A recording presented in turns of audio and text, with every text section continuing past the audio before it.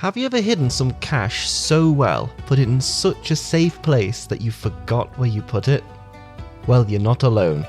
Turns out people have been doing that for a couple of millennia at least. And ancient Chinese people were no exception. Part 1. When money was seashells. China's first currency wasn't paper or metal, it was shells. Shiny little seashells with holes in them. Cute? Yes. Convenient? Absolutely not. They jingled, broke easily, and were a nightmare to carry around. So, as soon as people invented copper and bronze working, they switched to durable metal coins in a heartbeat. But then they faced a brand new problem. Where to hide all this money? Part 2. The heavy problem of wealth. You see, copper coins were the main currency for most of Chinese history. Each one weighed about 3 to 5 grams. 100 coins could easily weigh half a ton. And emperors loved to give rewards like 1 million coins. That's 5 tons of money. So yeah, your wallet was basically a small truckload of metal. And if you wanted to save it, you needed something a little bit bigger than a piggy bank. You needed a money dungeon. Part 3. Enter the money pits.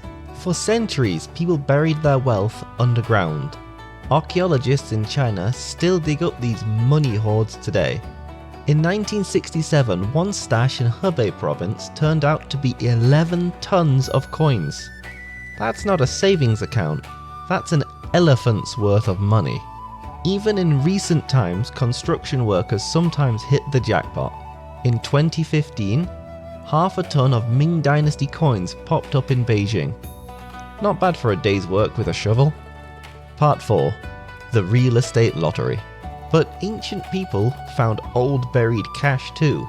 A Song Dynasty scholar named Shen Kuo wrote that in Luoyang, a city built over many former capitals, people constantly discovered hidden treasures while renovating their homes.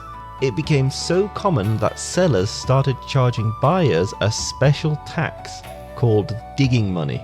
Basically, if you find money under this house later, you owe me a cut.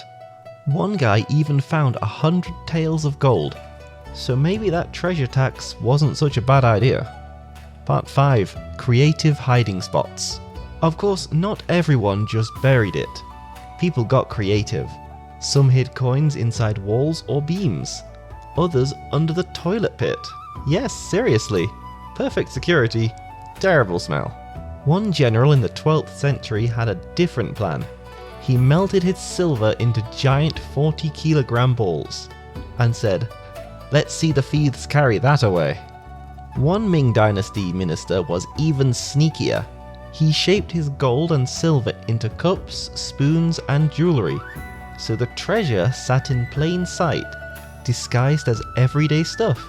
Part 6. Master-level security. By the late 19th century, wealthy families were turning money hiding into an art. They used multiple layers of traps and fake floors. One famous story describes a family who hid silver coins in 20 giant clay jars. The jars were sealed under layers of a lime and sticky rice mortar, which is like cement made from rice. When the heirs opened the floor decades later, they found one vault, then another vault underneath it. So, the money was cemented in jars, locked in a vault, and then that vault was locked in another vault. A triple layer vault. That's some serious protection. Part 7. The end of money burying. Eventually, modern banks and paper money arrived. But the government's currency kept crashing faster than the latest crypto coin, so people's life savings could vanish overnight. But by the 1940s, China's buried treasure economy was officially over. No more secret silver pits, just endless inflation. Still, every few years, someone in China digs up another ancient vault. Proof that for thousands of years, Chinese people were really serious about saving money. And they also seem to have had terrible memories. So, next time you can't find that $20 you hid for emergencies, remember, somewhere underground there's probably a guy from the Song Dynasty saying, Same here, buddy.